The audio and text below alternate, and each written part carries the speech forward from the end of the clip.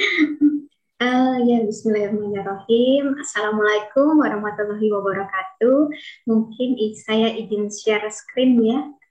Ada guideline sedikit supaya ini waktunya mungkin biar apa ya ketat gitu ya. Khawatir nanti kalau enggak kemana-mana nih. أعوذ بالله من الشيطان الرجيم بسم الله الرحمن الرحيم Oke, ada ini. Hmm, apa sudah terlihat?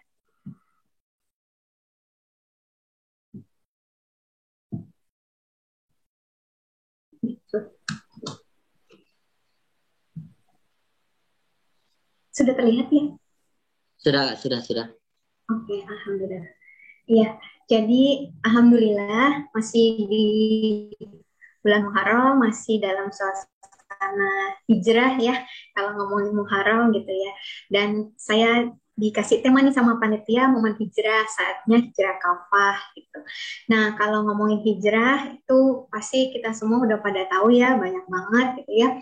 Dan udah hafal banget kisah hijrahnya Nabi Muhammad, juga para sahabat dari Mekah ke Madinah, dan hikmah-hikmahnya juga banyak ya, bahwasanya kita sedang meninggalkan apa yang Allah tidak suka, yang haram gitu ya, pada yang Allah sukai gitu. Kadang itu memang lebih berat ya sebenarnya meninggalkan yang yang Allah tidak suka tapi kita suka gitu ya, dibandingkan kita melaksanakan mungkin setiap kewajiban kita gitu.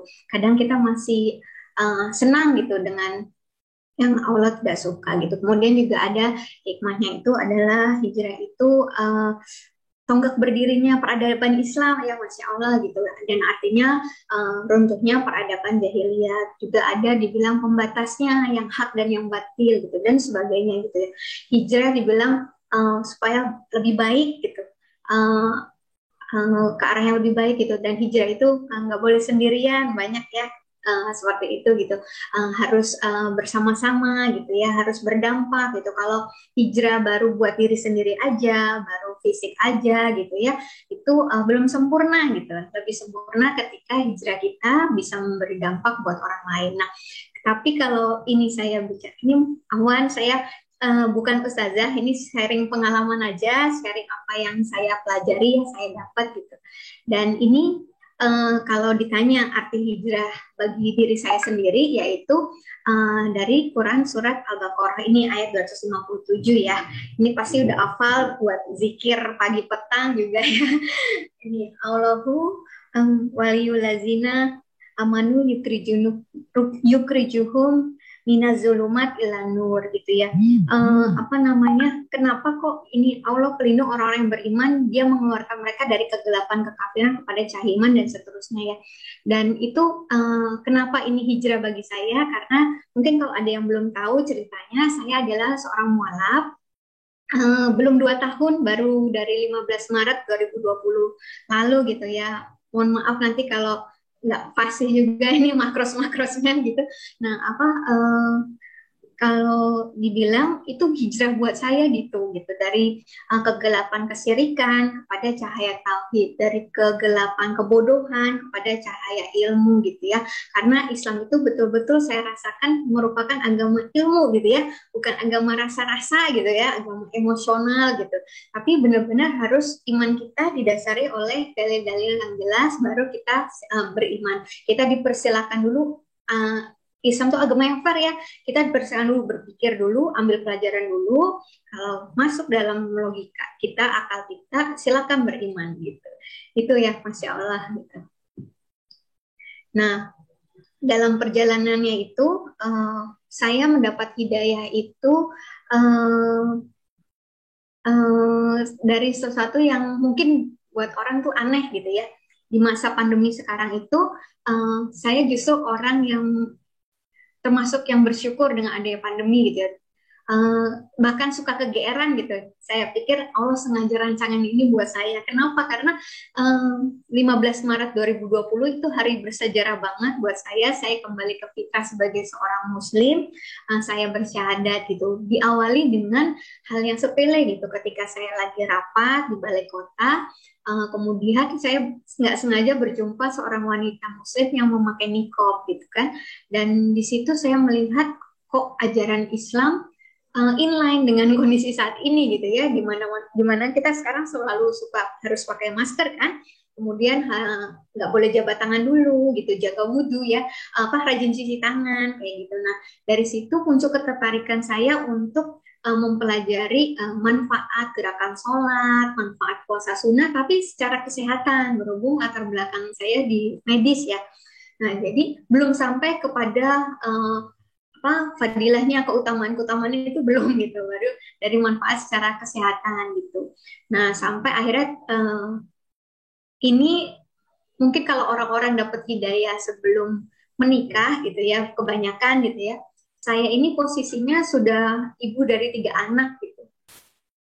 Jadi sebenarnya ini nekat banget gitu kalau sampai saya bersyahadah gitu. Banyak orang mungkin sudah tahu Islam yang betul gitu ya, kebenaran itu tauhid gitu. Tapi mungkin kalau di posisi saat itu belum tentu gitu ya. Daripada cari perkara gitu kan, ini udah merem aja deh gitu kan. Saya pun sempat begitu, sempat berusaha membendung gitu kan. Waduh, kalau saya sampai mengambil keputusan ini berantakan pasti gitu kan. Masa depan udah nggak jelas deh gitu ya. Cuman waktu saat itu entah kenapa ya, itu kayak Allah kasih kekuatan gitu ya. Namanya seorang ibu ya, yang paling berat kan pasti anak-anak gitu ya, rumah tangga gitu. Yang selama ini nggak dipungkiri ya, rumah tangga pasti ada masalahnya, tapi kita selalu berusaha untuk mempertahankan gitu kan, untuk tetap bersatu gitu. Dan tiba-tiba saat saya memutuskan untuk kembali ke fitrah sebagai seorang muslim kan, saya nggak bisa lagi ya, karena nggak bisa lagi melanjutkan rumah tangga dengan yang non muslim gitu ya, demi mendapatkan ridha Allah gitu. Jadi akhirnya di situ saya dapat kekuatan dari Quran surat Saba ini ayat 37, dikatakan, dan bukanlah harta atau anak-anakmu yang mendekatkan kamu kepada kami, melainkan orang-orang yang beriman dan yang mengerjakan kebaikan. Mereka itulah yang memperoleh balasan yang berlipat ganda atas apa yang telah mereka kerjakan, dan mereka aman sentosa di tempat-tempat yang tinggi dalam surga. Jadi yang penting adalah kita punya iman dan kita selalu mengerjakan amal soleh gitu. Dengan demikian kita akan memperoleh balasan yang berlipat ganda. Di situ saya kayak dapat kekuatan gitu ya. Ya Allah, ya udah mungkin ini saya sebagai pembuka jalan lah dari keluarga saya untuk bisa dapat kembali ke fitrah gitu ya. Dan dari situ saya mantap gitu dengan bekal ilmu tauhid sedikit aja gitu ya. Pengantar sebelum saya syahadat itu sekitar 3 jam dijelaskan tentang syahadat, tentang rukun iman, rukun Islam. Di situ saya langsung yakin gitu ya dengan tauhid itu gitu, bahwa sesungguhnya Allah itulah Allah ya, dalam Islam inilah yang saya pikir paling tepat gitu ya. Allah yang nggak ada sekutunya, Allah yang nggak bergantung pada siapapun dan apapun gitu. Nah di situ ya udah saya pikir not turning back, terus jadinya ya udah apapun harga yang harus saya bayar di depan ya udah gitu. Semoga Allah kasih kasih pertolongan gitu ya, selalu husnuzon bila gitu, karena kalau kita udah punya Allah gitu ya, kayaknya ya udah apa yang ada di sisi Allah itu lebih baik dari semuanya. Kalaupun saya waktu itu saya berpikir, kalaupun saya harus tinggal sebatang kara, kalaupun saya harus kehilangan semuanya ya udah gitu. Yang penting akhir hidup saya itu saya bisa ketemu sama Allah lagi gitu kan ya. Kayak gitu. Jadinya waktu itu jadi kekuatan banget buat saya gitu. Tantangannya banyak banget. Bahkan sebulan setelah saya syahadat itu, di saat belum banyak yang tahu kalau saya memeluk Islam, itu saya kena penipuan masker 138 juta. Itu saya orang yang nggak pernah bisnis, cuma ada usaha di rumah tuh praktekan aja gitu. Dan praktekannya juga yang mungkin kalau dokter gigi terkenal gimana ya, harganya agak mahal atau gimana, saya itu yang ayolah kalau mau dicicil, ntar ya dok utang dulu, yang kayak gitu, saking karena nggak bisanya bisnis kali gitu ya. lebih banyak kasihannya gitu. Nah terus kemudian hari-hari itu kalau ingat kita awal pandemi kan masker tuh lagi susah banget barangnya, jadi harganya juga tinggi banget, bisa sebox tuh bisa mencapai 500.000 kalau nggak salah gitu ya. Nah terus akhirnya ada salah seorang pasien saya itu nawarin, dok mau nggak? Ini ada teman jualan 180.000 per box, wah lumayan banget kan. Nah di situ saya akhirnya tawarin ke teman kantor kan, karena berhubung murah gitu.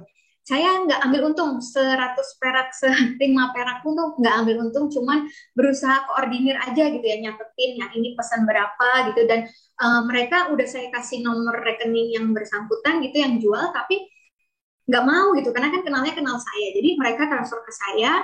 Nah hari haknya harusnya barang datang setelah saya transfer semua uang mereka, ternyata nggak datang gitu. Jadi ya beban moral saya ya, saya harus kembalikan uang teman-teman gitu yang saya nggak ada uang sebanyak itu gitu ya. Nah terus akhirnya itu di situ saya lumayan down juga gitu, tapi alhamdulillahnya nggak kepikiran untuk berbalik dan nggak kepikiran juga untuk ya Allah kok gini banget sih baru masuk Islam kok kayak kena azab gitu ya seolah-olah gitu ya, mungkin dari pikiran yang lain gitu. Nah itu yang lain karena belum tahu, mereka masih kasih saya ayat-ayat yang dulu dan sebagainya, tapi saya tuh tetapkan iman saya untuk nggak saya download tuh kiriman-kiriman itu, saya hanya makasih ma, makasih keluarga gitu kan. Nah terus abis itu saya cuma berzikir waktu itu, baru tahu zikir doa Nabi Yunus gitu ya, la ilaha illallah subhanaka ini untuk minazolimin gitu, itu terus gitu ya, yang benar-benar nggak tahu harus gimana gitu. Itu rasanya harga diri, nama baik gitu ya, kehormatan yang selama ini dijaga tuh ambruk gitu aja gitu, yang bukan karena kesalahan saya gitu kan. Rasanya itu gimana gitu, sampai tapi akhirnya sampai di titik ya udah sih, itu yang selama ini cuma itu yang saya punya, mungkin selama ini harta nggak punya gitu ya, tapi di situ saya ikhlas gitu ya. Ya udah, so what gitu, kalaupun nanti saya kembalikan uangnya sekalipun pasti kepercayaan orang-orang ini nggak akan kembali gitu ya. Misalkan saya mau seperti sunnah Rasulullah, berdagang berbisnis sih kayak teman-teman di sini gitu ya, mungkin mereka nggak akan percaya lagi, nanti barang nggak datang lagi gitu ya.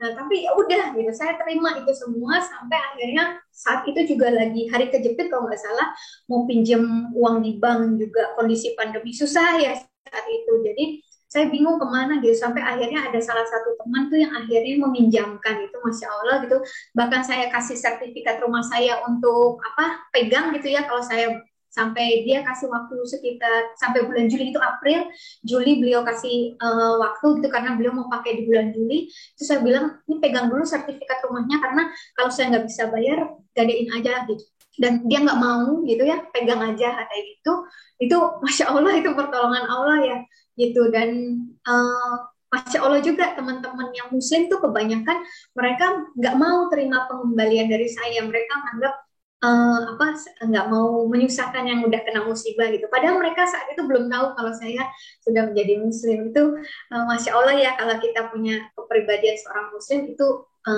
bisa jadi itu menjadi jalan hidayah buat saudara-saudara kita gitu ya. Nah di situ saya itu istilahnya kalau boleh diceritakan, itu dua tantangan terberat saya, yaitu harus tidak apa ya, rumah tangga berantakan ya secara dunia gitu ya, saya berpisah dengan suami, alhamdulillah anak-anak ikut saya, dan kedua tadi ada ujian penipuan masker gitu. Tapi ya insya Allah ya, kalau kan di Siroh itu banyak ya cerita-cerita orang sahabat yang bahkan rela meninggalkan semua harta bendanya, keluarganya itu ketika harus berhijrah itu ya, termasuk juga ketika Nabi Ibrahim ya apa harus menyembelih ya, itu bukan menyembelih anak, maka menyembelih semua status kepemilikan kita ya, kita ngerasa nama baik itu milik kita ngerasa harta itu milik kita, tapi ya udah itu harus disembelih. Itu yang saya rasakan saat itu sih gitu, benar-benar ya udah gitu ya, Allah aja gitu yang lebih penting bagi saya daripada semua yang ada di dunia ini gitu. Nah ini kemudian kenapa tadi awal mulanya saya bisa mendapatkan hidayah itu salah satunya adalah ketika kita menjadi orang yang mau berpikir gitu. Menurut saya sih kalau setiap kita itu bisa tawadu, rendah hati untuk menerima dan merenungkan apa ya ayat-ayat di alam ini ya di yang ada sekitar kita gitu ya, selalu ingat Allah, itu pasti muaranya kepada Islam gitu ya. Jelas banget gitu, nyata banget gitulah bahwa memang ya inilah apa ya yang benar gitu. Itu yang saya rasakan di Ali Imran ayat 190 ayat 191 ini dibilang ayat ulil albab ya. Gitu. Jadi itu kuncinya sih kalau untuk dapat hidayah sebenarnya kita punya dua sikap itu, tawadu ya ketika kita mengikuti kajian-kajian ilmu seperti ini ya, dibilang kan ini kayak taman-taman surga gitu ya. Dan itu mungkin kita lihat hijrah lagi, tauhid lagi misalnya temanya gitu. Jangan pernah berucap seperti itu gitu ya, karena setiap kita ngerasa kita nggak tahu, kita kosong gitu ya, itu insya Allah gitu selalu ada ilmu berharga yang kita dapat lagi walaupun temanya mungkin sama gitu ya, gitu. Itu yang sering apa ya efektif gitu ya buat saya gitu ya. Jadi mau dok mau ikutin kelas tauhid lagi juga mau terus, mau kelas apa siro lagi iya terus gitu, sejarah Islam gitu iya ayo, karena itu insya Allah gitu ya, itu pasti Allah akan menyampaikan pesannya gitu lewat siapa aja gitu ya, lewat keadaan apapun. Nah ini kalau dibilang uh, apa ya kekuatan saya gitu ya, salah satu juga ayat ini yaitu udah pada hafal Quran surat Al-Baqarah ayat 208 ya, hai orang-orang yang beriman masuklah kamu ke dalam Islam keseluruhan, kafah ya, dan jangan kamu turut langkah-langkah setan, sesungguhnya setan itu musuh yang nyata bagimu. Dulu saya sempat, waktu saya berlindung itu saya alhamdulillah dibawa tim lawyer itu ke pondok pesantren Irena Center, Umi Irena Handono kalau pada tahu. Nah itu saya ingat betul pesan beliau waktu saya setelah selesai 3 bulan itu, beliau pesan jadi muslimah kafah ya. Makanya kalau ada yang sudah follow IG saya itu ada hashtagnya selalu mu'alafah belajar kafah itu. Itu awal mulanya karena itu pesan Umi gitu waktu itu buat saya. Jadi Islam kafah waktu itu saya benar-benar nggak tahu artinya kafah. Googling kafah itu keseluruhan dan sebagainya gitu ya. Terus baru belakangan ini juga menyadari iya ya harus nggak kayak kita lagi di kondangan gitu prasmanan, yang kita suka kita ambil menunya gitu, tapi kalau yang nggak kita suka kita lewatin gitu ya. Tapi bener-bener ya semua yang diajarkan di dalam Al-Quran, di dalam hadis sahih itu yang harus kita lakukan gitu, nggak pilih-pilih lah ini kayaknya agak nggak ngenakin gitu ya, jadinya kita skip gitu. Nah tapi kalau yang kita suka kita ambil. Nah itu pilihannya memang cuma itu. Kalau kita nggak kafah, ya artinya kita mudah sekali untuk mengikuti langkah-langkah setan gitu ya. Nggak mau ya pastinya kita ya. Pastinya kita pilih yang pilihan pertama ini gitu. Nah terus ini kalau kadang saya ngelihat Islam tuh agamanya luas banget, ilmunya Allah tuh luas banget gitu ya. Jadinya harusnya ngapain sih? Nah kalau boleh diringkas ini dari Risalah Hasan Al-Banna ya. Ini kepribadian seorang Muslim ini yang jadi istilahnya tujuan saya ya nanti kalau belajar adalah supaya semua yang saya lakukan sekarang ini supaya saya bisa memurnikan akidah saya, akidah yang bersih, bisa memiliki ibadah yang lurus ya, niatnya semata-mata hanya karena Allah gitu ya, untuk dapat ridho Allah, kemudian akhlak yang kokoh, kemudian nah ini yang saya hitamkan ini agak terkait sama teman-teman di sini. Alhamdulillah ya sudah mampu mencari penghidupan, sudah bisa mandiri gitu ya, bisa punya bisnis yang diridhoi Allah gitu. Nah penuh berkah. Nah ini wawasan yang luas, fisik yang kuat. Nah, kalau yang teman-teman punya produknya itu bisa menjaga kesehatan, ya insya Allah ini bisa supaya jasad kita juga kuat. Nah, kemudian ini yang pejuang hawa nafsu, ini yang mungkin nanti akan saya bahas sedikit. Nah, kemudian urusan yang teratur, memperhatikan waktu juga, insya Allah ya, bisnisnya teman-teman ini juga kan bukan semata-mata untuk sekedar apa ya bikin katanya dapur ngebul ya, tapi insya Allah lebih penting dari itu manfaat buat orang lain gitu kan ya. Nah yang pejuang hawa nafsu ini, alhamdulillah mungkin kalau teman-teman di sini kemarin ikut Amazing Muharram ya, saya dapat ilmu berharga banyak banget gitu ya. Kemarin karena lagi ngomongin tentang ini nih gitu ya, benar-benar saya baru terbuka ketika saya pikir hawa nafsu itu selalu konotasinya negatif ya. Hawa nafsu itu marah gitu ya, kesel, cemburu, syahwat ya dan sebagainya gitu ya. Tapi ternyata hawa nafsu itu baik. Masalah hawa nafsu itu benar-benar sengaja diciptakan Allah gitu ya. Ketika kita mengenal diri kita, manusia kan katanya Isa Allah, kalau kita mengenal diri kita akan mengenal Allah. Nah, di dalam diri manusia itu ya ada akal, kemudian ada hawa nafsu ini gitu ya. Dan itu bukan buat dibunuh gitu ya, tapi untuk diarahkan kepada hal yang benar gitu. Termasuk ketika saya berpikir ya, karena kita selalu orientasinya akhirat seperti itu, jadinya berarti kita nggak boleh ya punya cita-cita punya rumah mewah gitu, mobil mewah gitu. Ternyata di situ Ustadz Fatih Karim sampaikan boleh kok punya seperti itu gitu ya. Siapa yang larang? Tapi kita harus tundukkan itu secara Islam gitu ya. Islamnya bagaimana? Boleh dapatkan mobil mewah, rumah mewah, tapi dengan tanpa riba, misalnya gitu ya. Boleh kok punya karir yang hebat gitu ya, punya jabatan yang tinggi luar biasa gitu. Tapi tadi caranya itu benar-benar dengan cara yang halal gitu, cara yang barokah yang diridhoi Allah gitu ya. Dan itu masya Allah gitu, saya benar-benar kaget gitu. Dan ternyata memang betul kita itu nggak cuma harus bersabar untuk hal-hal yang kita nggak suka ya, ketika lagi kita ujian, ujian keburukan ya, kita menghadapi pencobaan, kita disuruh bersabar kan ya. Kalau kita lagi bahagia, kita disuruh bersyukur gitu. Tapi ternyata sabar itu juga termasuk untuk hal-hal yang kita sukain gitu ya. Duh ya Allah, melihat saya kan suka lari pagi ya, larinya nggak di lingkungan saya karena kan perkampungan gitu ya. Saya larinya ke arah komplek rumah Interkon ya. Kalau ada yang tinggal di Jakarta Barat, itu rumahnya gede-gede kayak Pondok Indah gitu ya. Sambil masuknya tuh lari sambil zikir gitu, sambil doa juga gitu ya. Ya Allah, saya mau ya Allah misalnya punya rumah yang besar gitu. Waktu sebelum masuk Islam juga udah begitu gitu ya. Tapi sejak masuk Islam tuh agak ragu-ragu juga, boleh nggak sih sebenarnya doa kayak gitu ya? Karena kan katanya kalau orang Islam itu kan hartanya itu sumbernya dari mana itu nanti dipertanggungjawabkan, dimanfaatkan dipakai untuk apa juga dipertanggungjawabkan lagi ya.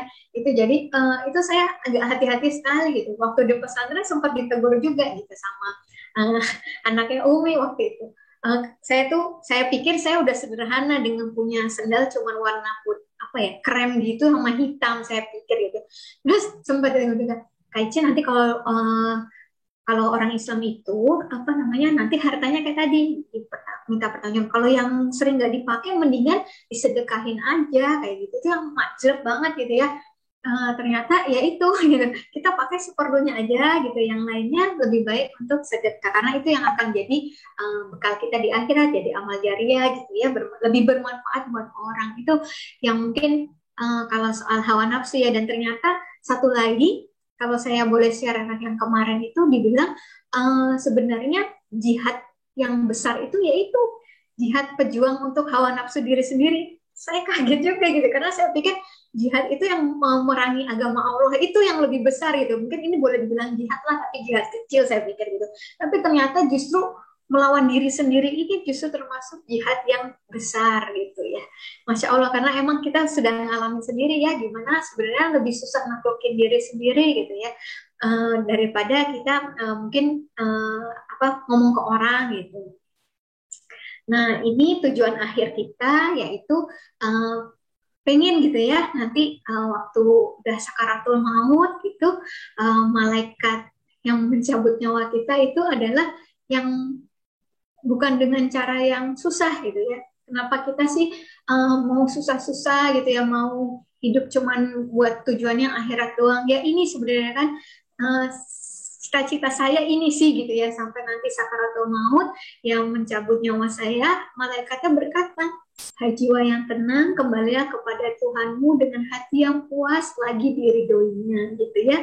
Insya Allah gitu kita semua yang ada di sini nanti bisa mendengar ini gitu ya, bukan yang kayak terus terang namanya saya di dunia medis ya, saya sering melihat itu di mana perjuangan sakaratul maut orang-orang yang mungkin kayaknya nggak tega bahkan sampai kita ngelihatnya itu nggak tahu gimana kenapa bisa sampai sesusah itu gitu ya. Mungkin mereka udah lihat kali ya apa yang akan terjadi gitu di kehidupan setelah itu gitu ya.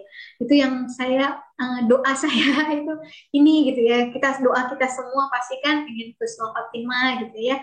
Nah, kemudian juga ingin ini ketika kita sudah dicabut nyawanya sampai di pintu surga, malaikat menyambut kita dengan berkata, Salamun alaikum bima sabartum gitu ya. Kenapa orang-orang yang sabar gitu ya, yang bisa masuk surga gitu. Tadi kita sabar ketika kita pengen sih, suka sih sama mobil itu, sama rumah itu, tapi kalau uangnya belum cukup daripada riba, ya udah sabar aja. Insya Allah nanti kalau Allah kehendaki, pasti kita bisa dapat dengan caranya Allah gitu ya.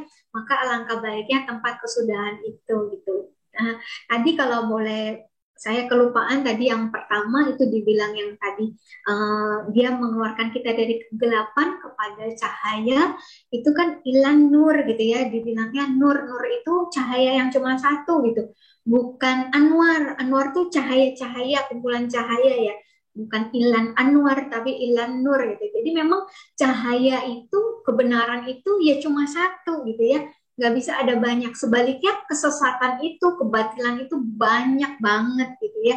Tapi kalau kebenaran ya cuma satu. Insya Allah kita bisa semua selalu dapat hidayah, selalu dapat petunjuk dari Allah untuk mengikuti satu-satunya cahaya yang benar ini gitu ya.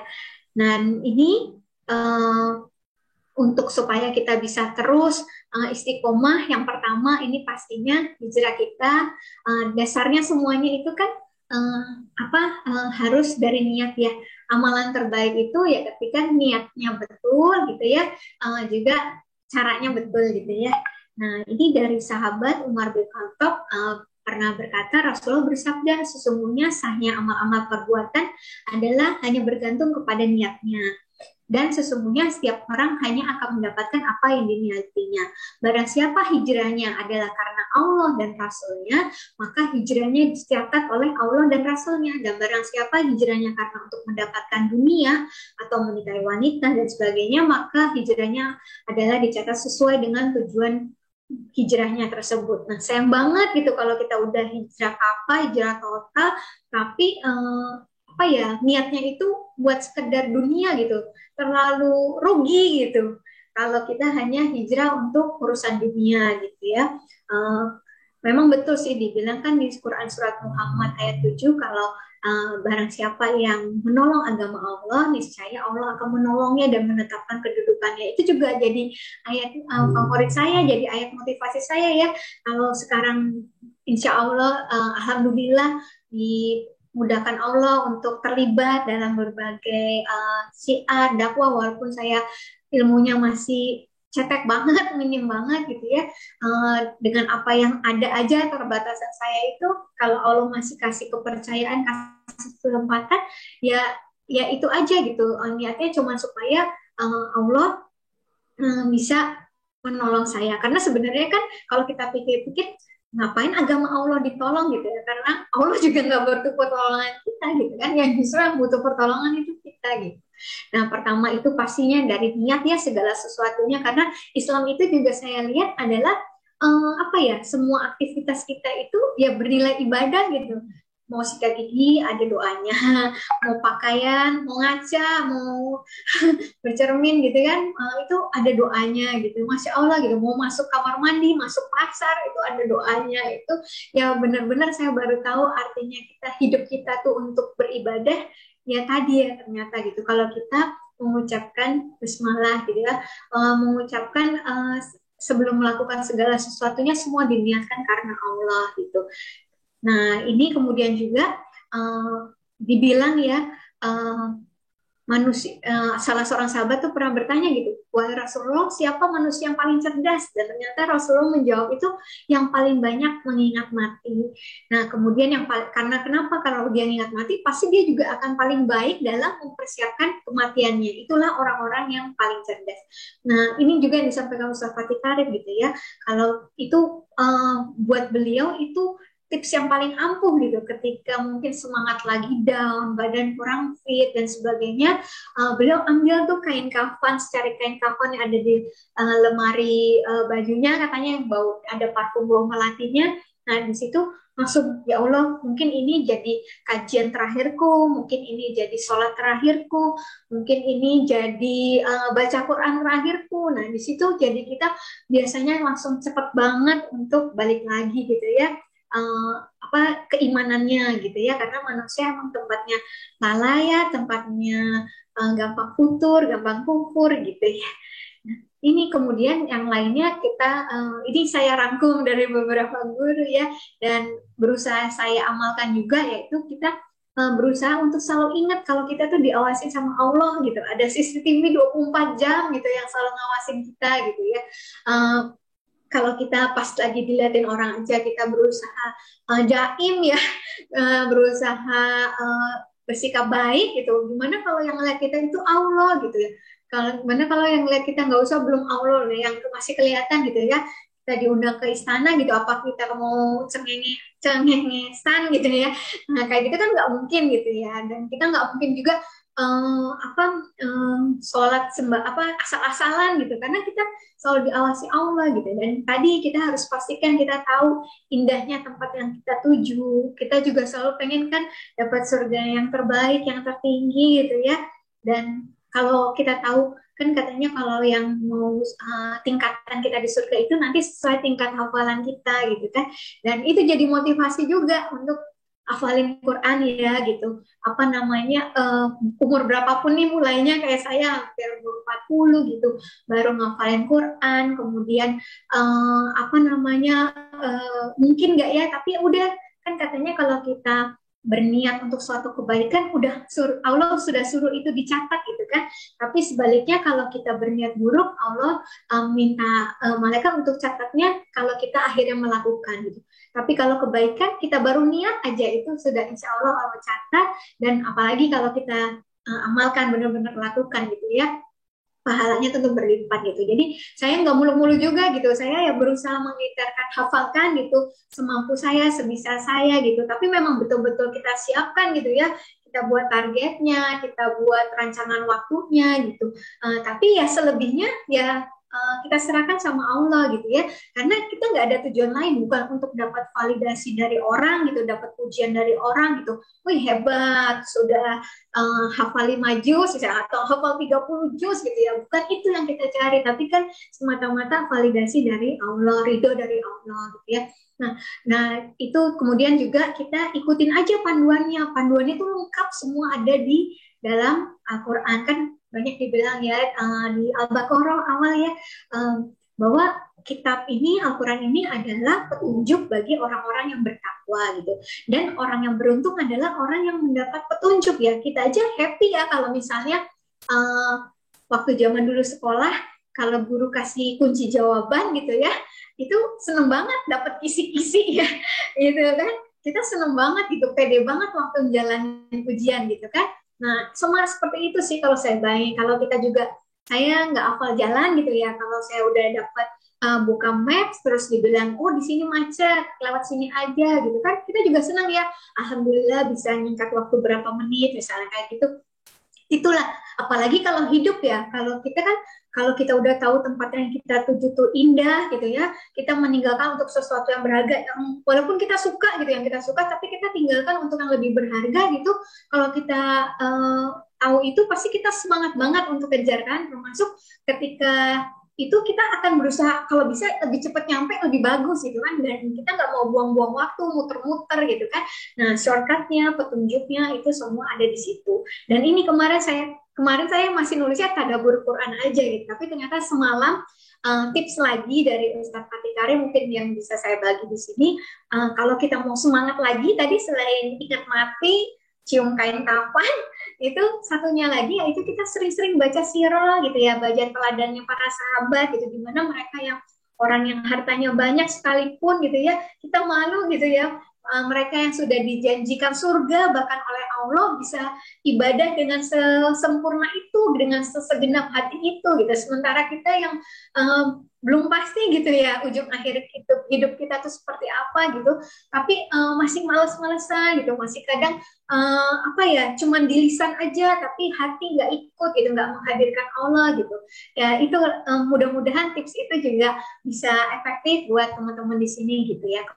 Kemudian ini tadi yang saya sampaikan, kalau kita buat urusan dunia, untuk urusan bisnis kita kan ada bisnis plan-nya ya, ada rancangan-rancangannya gitu ya, sedemikian rupa gitu. Kenapa kalau buat akhirat kita nggak seperti itu? Padahal kita tahu dunia itu nggak sebanding dengan akhirat gitu ya. Harusnya akhirat kita lebih lagi kita planningkan gitu daripada urusan dunia kita gitu. Saya ingat waktu saya sebelum punya klinik pribadi gitu di rumah, kecil-kecilan sih gitu ya, saya nggak punya dana sama sekali gitu, modal nggak ada gitu, itu saya cuma bisa ya gambar gitu ya, gambar cita-cita nanti ini ada ruang tunggunya, ini di sini nanti ada ke tempat prakteknya gitu, terus nanti kira-kira keuntungan balik kapan gitu ya. Itu dirancangkan gitu ya. Nah berarti untuk urusan yang akhirat ini juga sama. Saya mau apa, satu bulan apa khatam berarti ya satu hari satu juz gitu. Nah kemudian kalau mau 5 kali khatam dalam sebulan berarti harus berapa gitu, satu juz per setiap sholat fardu berarti ya, setelah sholat fardu gitu. Seperti itu ya kira-kiranya gitu ya. Walaupun memang yang saya suka tekankan ke teman-teman juga, setiap kita beda-beda gitu ya, kita sesuaikan dengan waktu kita, kemampuan kita gitu, nggak usah target yang tinggi-tinggi tapi nggak tercapai, mendingan yang kita tahu kita sanggup gitu dan tercapai gitu, dan nggak usah bandingin sama orang lain gitu ya, karena kita punya jalan hijrah sendiri, Allah juga punya cara yang unik sendiri buat kita ya gitu. Kemudian support system ini penting banget, saya rasakan betul gitu. Kalau kita selalu disibukkan dengan kebaikan gitu, Ustaz Fatih tadi ngomong juga waktu saya tanya gimana ya gitu, nah itu sempat beliau bilang juga lingkungan itu ngaruh banget. Komunitas seperti ini alhamdulillah ya udah bisnis gitu, dunia iya, akhirat juga iya, ada kajiannya masya Allah gitu ya, Couple ini udah lengkap banget gitu. Jadi ada orang yang mengingatkan kita dengan kebaikan itu bersyukur banget gitu. Kalau boleh cerita, itu saya di tengah lebih susah gitu, lebih berat ketika kita di lingkungan yang sekeliling kita bukan muslim gitu ya. Dan saya harus dalam kondisi pandemi ini, semua guru-guru saya, proses belajar saya itu virtual ya, online gitu. Jadi beda banget pasti rasanya waktu kalau teman-teman udah ngerasain kajian offline gitu kan. Nah kemudian support system ini bukan cuma yang sekarang ya, makanya kita di terakhir saya sempat tulis jangan merasa lebih baik kalau kita sudah berhijrah gitu. Saya suka sedih kalau ada orang yang ketika dia sudah berhijrah, sudah mengikuti sunnah gitu ya, tapi kemudian jadi menjatuhkan orang lain, meremehkan muslim lainnya terutama, itu itu saya sedih gitu, sayang gitu, karena kan dibilang itu akan merusak amalan kita gitu. Udah kita kumpulkan amalan itu tapi ternyata bocor, itu jangan sampai gitu ya. Dan tadi support system itu kenapa? Karena jangan-jangan gitu ya, hijrahnya kita ini, istiqomahnya kita ini adalah berkat doa dari orang tua kita, dari orang-orang sebelum kita, bukan karena kita kebaikan kita sendiri gitu. Jangan lupa itu gitu. Jadi nggak ada alasan buat kita untuk berbangga diri, sombong, karena di surga nggak ada tempatnya buat orang sombong, untuk orang-orang yang berbangga diri seperti itu. Jadi insya Allah kita selalu bisa diberikan tawadu ya, kerendahan hati juga untuk hijrah setiap hari gitu ya. Hijrah itu bukan tren, hijrah itu bukan yang sekedar momen aja, sebentar aja gitu ya. Ini lagi tren nih hijrah, semua kalangan ngomongin hijrah kayak gitu ya. Tapi kalau bisa kita hijrah setiap hari gitu. Kalau yang teman-teman di perusahaan pasti tahu tuh ada Kaizen ya, dari Jepang itu yang hari esok tuh harus lebih baik dari hari ini. Apalagi kita gitu ya, itu udah pelajaran dari Allah gitu ya, dari di ayat Quran yang ajarkan bahwa Kalau kita udah selesai mengerjakan ini ya ada selanjutnya lagi. Kalau kita sudah khatam bukan berarti udah puas, itu udah khatam. Lagi mulai lagi dari juz 1 gitu. Jadi seperti itu sih apa namanya, mudah-mudahan ini bisa memotivasi teman-teman. Insya Allah doa saya kita jadi generasi yang cerdas akalnya, sehat kalbunya, ya kan dibilang hadis ada dibilang ada di dalam tubuh manusia itu ada segumpal daging gitu. Kalau segumpal daging itu sehat, insya Allah baik seluruh tubuhnya. Dan segumpal daging itu adalah kalbu gitu, hati kita gitu ya.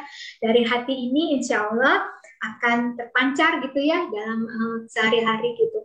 Dan kuat jasadnya udah otomatis ya. Kalau ini saya ingat, saya tutup cerita ini terakhir dengan seorang tokoh. Nanti mungkin saya nggak sempat tampilin fotonya nih, tapi kalau teman-teman mau browsing, kalau atau udah banyak yang dengar juga dari 2019 lalu kalau nggak salah, tentang Syekh Ammar Bugis ya. Dan itu beliau adalah orang yang lumpuh dari 2 bulan, itu usia 2 bulan, masih bayi yang bisa gerak cuma matanya sama mulutnya itu. Dan di sana beliau masya Allah gitu, ternyata dengan doa dari dan semangat dari ibunya, kemudian juga dari kakek nenek moyangnya ya itu ya, saya juga. Nah itu akhirnya bisa lulus S1 jurusan jurnalis, kemudian jadi dosen di Amerika dan di Dubai kalau nggak salah. Nah terus lulus dari dapat penghargaan dari Universitas King apa ya itu, dan di Jeddah gitu ya. Dan masya Allah punya istri, punya anaknya sudah umur waktu itu umur 14 tahun, mungkin sekarang udah 16-17 tahun. Nah kemudian yang masya Allah ya itu, beliau bilang gitu, dengan keterbatasan fisiknya beliau bilang bahwa tadi yang hadis saya sebutkan itu, kalau kita sering bilang mensana in corpore sano ya, dalam tubuh yang sehat terdapat jiwa yang sehat, sebenarnya yang betul adalah bukan itu gitu, tapi dalam hati yang sehat ini gitu, maka yang selain yang lainnya bisa sehat. Banyak orang yang mungkin sekarang kata dia, kata beliau itu dibilang mungkin hatinya itu nggak sesempurna fisiknya gitu ya. Banyak orang yang mungkin nggak terbatas ya, tapi malahan orang yang punya keterbatasan fisik gitu ya, yang cacat fisik itu justru mereka itu nggak malah hatinya malah lebih sehat gitu. Dan sebaliknya dibilang orang yang cacat sesungguhnya adalah orang yang cacat berpikir gitu, cacat kemauan, cacat perjuangan gitu. Jadi kalau kita sekarang dikaruniai Allah fisik yang sehat, kalau bisa kita juga memiliki kemauan untuk berpikir, perjuangan yang sehat juga gitu ya, yang semangat gitu. Nggak jangan sampai kalah gitu sama Syekh Ammar Bugis. Boleh kalau teman-teman mau browsing gitu ya, masya Allah kalau ingat-ingat itu, kalau kita baca teladan Sirah Nabawi itu pasti kita jadi semangat banget lagi, semangatnya bangkit lagi. Mungkin itu yang bisa saya sampaikan. Walau bisawab, mohon koreksi nanti mungkin kalau ada yang salah nggak apa-apa, terbuka aja, kita diskusi aja, dan ada yang belum jelas boleh ditanyakan, silakan.